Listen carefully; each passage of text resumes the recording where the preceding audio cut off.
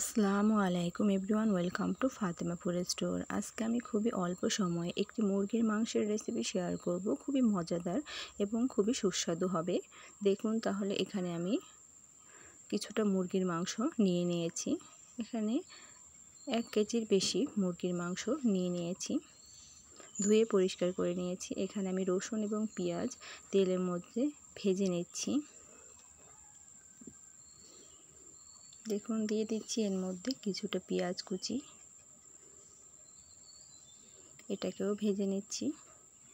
এদিকে আমি মুরগির মাংসটাকে ধুয়ে ভালো করে পরিষ্কার করে নিয়েছি। নিয়ে নিচ্ছি 1 চামচ হলুদ গুঁড়া, দিয়ে দিচ্ছি 3-4 চামচ লাল মরিচের গুঁড়া।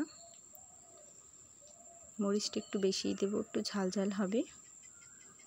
দেখুন এখানে দিয়ে দিচ্ছি 1 চামচ আদা বাটা, দিয়ে দিচ্ছি লবণ। এখানে আমি 1.5 চা চামচ লবণ দিয়ে দিয়েছি।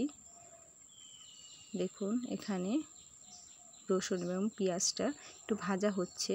এদিকে আমি মুরগির মাংসটাকে মেখে ম্যারিনেট করে নিয়েছি। দেখুন পেঁয়াজটাও ভাজা হয়ে গেছে। এর মধ্যে আমি মুরগির মাংসটাকে দিয়ে দিলাম।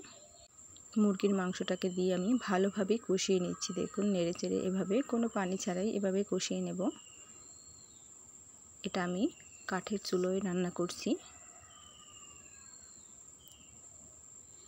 দেশ ও দেশের বাইরে যেখান থেকে আমার এই ভিডিওটি দেখছেন, আশা করি ভিডিওটি ভালো লাগলে লাইক, কমেন্ট, শেয়ার করে নিয়মিত চ্যানেলের সাথে থেকে চ্যানেলটিকে সাবস্ক্রাইব করে রাখবেন আর পাশে থাকা বেল বাটনটি অন করে দিবেন।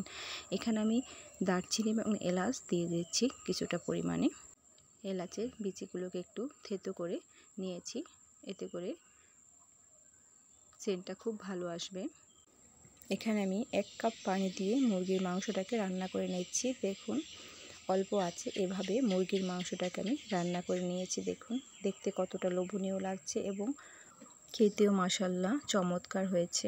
আপনারাও বাসায় ট্রাই করে দেখবেন এভাবে, আশা করি আপনাদেরও ভালো লাগবে। অল্প কিছু উপকরণে এই চমৎকার মুরগির মাংসের রেসিপিটি আপনারাও বাসায় ট্রাই করে দেখবেন। আসসালামু আলাইকুম, আল্লাহ হাফেজ।